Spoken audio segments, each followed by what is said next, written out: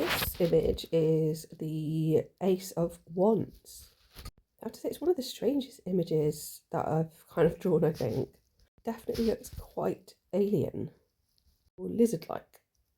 Traditional depiction would be the hand of God holding a wand or stick of some kind, and there are often like leaves falling off which look like drops of dew.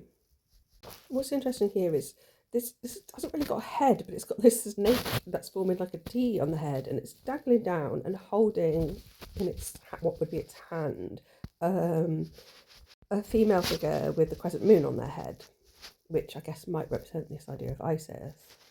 And this relates to the element of fire, which is creativity. It's funny to me there's no fiery element here. These sort of purpley, bluey colours. What I do find interesting is the negative space, because I kind of see like a female figure in this negative space, but then in the sort of pink below, there's also figures there as well, like a child calling up to their mum. And I kind of see another female figure in this space with her head's kind of leaning to the other side in that negative space.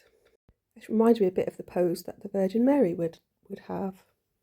There's just a slight close-up on that image of the like crescent moon shape person.